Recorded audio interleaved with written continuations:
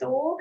Perkenalkan nama saya Nisha Nabila, NPM 1417038, Fakultas Hukum dengan kekhususan Hukum Pidana. Di sini saya akan mempresentasikan hasil skripsi saya yang berjudul Pelaksanaan Pengembalian Aset dalam Perkara Tindak Pidana Korupsi berdasarkan Undang-Undang Nomor 1 Tahun 2006 tentang Bantuan Hukum Timbal Balik Masalah Pidana.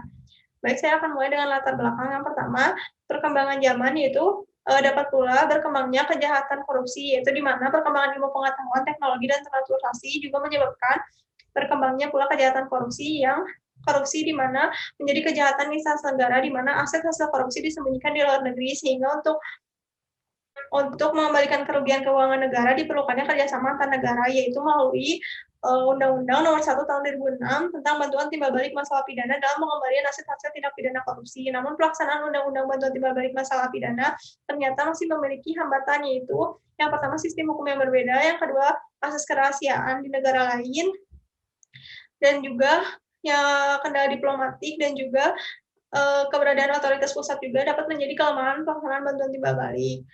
Identifikasi masalahnya yaitu yang pertama, bagaimana pelaksanaan kerjasama bantuan hukum timbal balik dalam masalah pidana menurut Undang-Undang Nomor 1 Tahun 2006 tentang terhadap pengembalian aset hasil tindak pidana korupsi. Yang kedua, bagaimana permasalahan dalam pengajuan permohonan bantuan timbal balik masalah pidana yang dilakukan pemerintah Indonesia.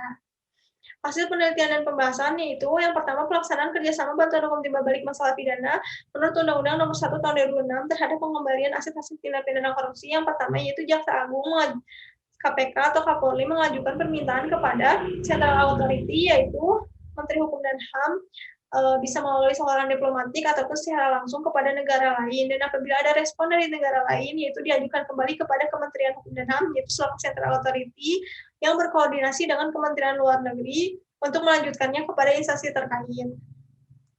Untuk sistem perampasan asetnya dalam prosedural hanya ditambahkan di dalam pasal 22 dan 23, yaitu untuk menindaklanjuti putusan pengadilan yang berkekuatan hukum tetap terhadap perampasan barang sitaan yang diserahkan kepada negara.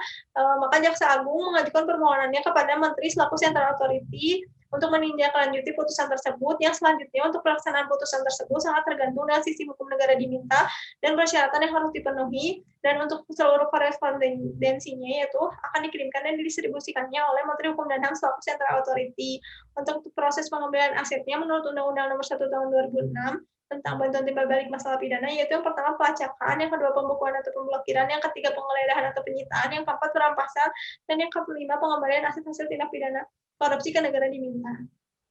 Untuk permasalahan pengajuan permohonan bantuan timbal balik masalah pidana dalam pengembalian aset hasil tindak pidana korupsi, yaitu kendalanya yang pertama sistem hukum yang berbeda, yang kedua lambatnya Indonesia mengesahkan bantuan timbal balik masalah pidana dengan negara lain, yang ketiga asas kerahasiaan bank, yang keempat kendala diplomatik, dan yang kelima kedudukan Central Authority juga dapat menjadi kelemahan. Kesimpulannya yaitu pelaksanaan kerjasama bantuan timbal balik masalah pidana yang telah diatur di dalam Undang-Undang Nomor 1 Tahun 2006 tentang bantuan hukum timbal balik masalah pidana dalam pengembalian aset hasil tindak pidana korupsi yang disimpan di luar negeri.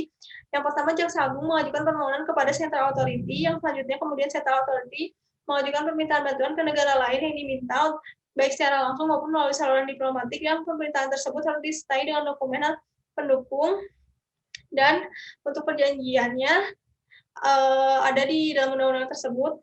Dan selanjutnya, apabila tidak ada perjanjian, yaitu dapat melalui hubungan baik antar negara, tetapi tetap melampirkan dokumen pendukung dari permintaan tersebut. Untuk itu selanjutnya, untuk perampasan aset tindak pidana korupsinya hanya diatur di dalam pasal 22 dan 23 Undang-Undang Bantuan Timbal Balik Masalah Pidana untuk menindaklanjuti putusan pengadilan yang berkekuatan hukum tetap. Untuk kendala permasalahan dalam memaksimalkan ke pengembalian aset tindak pidana korupsi di Indonesia melalui bantuan hukum timbal balik, itu yang pertama terletak pada perbedaan sistem hukum Indonesia dan negara lain. Lambatnya mengesahkan perjanjian bantuan hukum timbal balik masalah pidana dengan negara lain, itu yang kedua. Yang ketiga, sistem finansial yang ketat di negara lain. Kendala diplomatik juga menjadi faktor yang sangat signifikan dalam terhambatnya penanganan kejahatan. Dan yang selanjutnya yaitu keberadaan otoritas pusat juga dapat menjadi kelemahan dalam pelaksanaan bantuan hukum timbal balik masalah pidana. Untuk saran, yaitu disarankan kepada pemerintah agar pelaksanaan bantuan timbal balik masalah pidana agar lebih efektif, Indonesia segera mengesahkan perjanjian MLA kepada negara yang belum memiliki perjanjian atau negara yang diduga sebagai tempat penyimpanan aset korupsi, karena dengan adanya perjanjian akan bersifat mengikat dan memudahkan aparat penegak hukum dalam melaksanakan tugasnya, yaitu mengembalikan kerugian keuangan negara.